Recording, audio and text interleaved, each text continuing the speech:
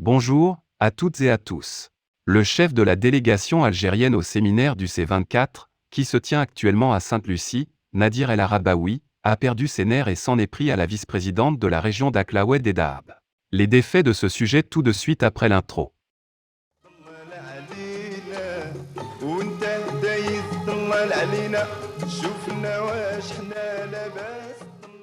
Le chef de la délégation algérienne au séminaire du C24, qui se tient actuellement à Sainte-Lucie, Nadir El Arabaoui, a perdu ses nerfs et s'en est pris à la vice-présidente de la région d'Aklaoued et Dahab, dans les premiers mots de son discours, et ce pour avoir évoqué la situation des droits de l'homme dans les camps de Tindouf, en Algérie.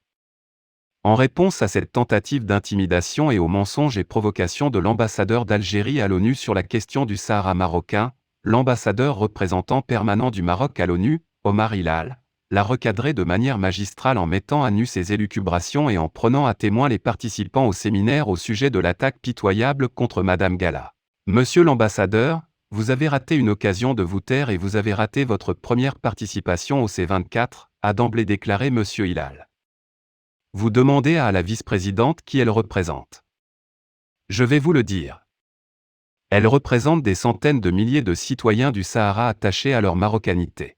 Elle représente, également, 20 000 Sahraouis femmes, hommes, enfants, cousins, frères et mères séquestrés chez vous dans les camps de Tindouf, a-t-il ajouté, en indiquant que, si l'Algérie ne veut pas qu'elle soit évoquée, elle n'a qu'à libérer ces populations et les laisser rentrer chez elles au Maroc. Responsabilisant directement l'ambassadeur d'Algérie devant l'ensemble des participants, M. Hilal a déclaré « Ce que vous venez de faire s'appelle du terrorisme intellectuel, comme vous avez toujours l'habitude de le faire, là où vous passez. » Battant en brèche les contre-vérités du diplomate algérien sur le soi-disant statut d'observateur de son pays sur le dossier du Sahara marocain, le diplomate a ironisé qu'il s'agit, encore une fois, de fake news, car l'Algérie est partie principale à ce différend régional, comme elle l'a elle-même toujours revendiqué. Je voudrais vous ramener à l'histoire, au cas où vous vous intéresseriez à l'histoire de votre pays ou si vous ignorez l'histoire de votre diplomatie, dans une lettre adressée par votre représentant permanent à New York, le 19 novembre 1975 au Conseil de sécurité, il y écrit noir sur blanc qu'outre l'Espagne, en tant que puissance administrant, les parties concernées et intéressées dans l'affaire du Sahara occidental sont l'Algérie, le Maroc et la Mauritanie. À l'époque, l'Algérie ne mentionnait même pas le Polisario, a-t-il lancé. Poursuivant son argumentaire, M. Hilal a confronté le diplomate algérien aux preuves irréfutables de la responsabilité. Le chef de la délégation algérienne au séminaire du C24, qui se tient actuellement à Sainte-Lucie, Nadir El Arabaoui, a perdu ses nerfs et s'en est pris à la vice-présidente de la région d'Aklaoued et Dahab, dans les premiers mots de son discours, et ce pour avoir évoqué la situation des droits de l'homme dans les camps de Tindouf, en Algérie. En réponse à cette tentative d'intimidation et aux mensonges et provocations de l'ambassadeur d'Algérie à l'ONU sur la question du Sahara marocain, l'ambassadeur représentant permanent du Maroc à l'ONU, Omar Hilal, l'a recadré de manière magistrale en mettant à nu ses élucubrations et en prenant à témoin les participants au séminaire au sujet de l'attaque pitoyable contre la vice-présidente. Monsieur l'ambassadeur, vous avez raté une occasion de vous taire et vous avez raté votre première participation au C24, a d'emblée déclaré Monsieur Hilal. Vous demandez à Madame Gala qui elle représente. Je vais vous le dire. Elle représente les centaines de milliers de citoyens du Sahara attachés à leur marocanité. Elle représente, également, 20 000 Sahraouis femmes, hommes, enfants, cousins, frères et mères séquestrés chez vous dans les camps de Tindouf, a-t-il ajouté, en indiquant que, si l'Algérie ne veut pas qu'elle soit évoquée, elle n'a qu'à libérer ces populations et les laisser rentrer chez elles au Maroc.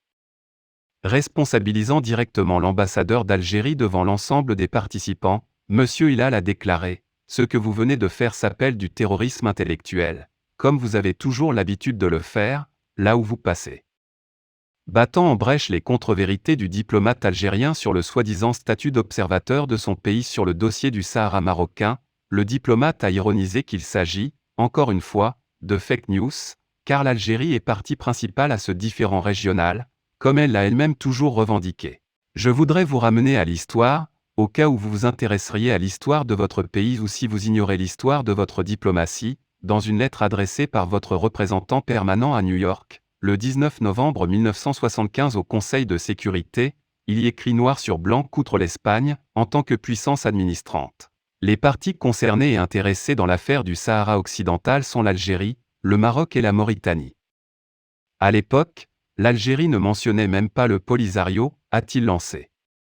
Poursuivant son argumentaire, M. Hilal a confronté le diplomate algérien aux preuves irréfutables de la responsabilité première de l'Algérie. Vous dites que vous n'êtes pas parti, pourquoi vous financez le Polisario? Vous dites que vous n'êtes pas parti, pourquoi armez-vous le Polisario? Vous dites que vous n'êtes pas parti, pourquoi négociez-vous au nom du Polisario? Vous dites que vous n'êtes pas parti, pourquoi menez-vous une campagne diplomatique et politique pour le Polisario? Vous dites que vous n'êtes pas parti, pourquoi avez-vous rappelé votre ambassadeur à Madrid parce qu'elle a pris position en faveur de l'initiative d'autonomie? Vous dites que vous n'êtes pas parti, pourquoi menez-vous des démarches auprès de chaque pays qui change de position sur le Sahara marocain? Qui a combattu à Angala? Ce sont des soldats algériens qui ont été faits prisonniers. Qui a proposé la partition du Sahara marocain? C'est l'Algérie. Pourquoi la frontière maroco-algérienne est-elle fermée et pourquoi conditionnez-vous son ouverture par la question du Sahara? C'est la seule frontière fermée dans le monde, entre deux pays frères, arabes, musulmans, parlant la même langue. Voilà les preuves irréfutables qui expliquent pourquoi vous êtes partie prenante et non observateur, s'est exclamé le représentant permanent du Maroc auprès de l'ONU.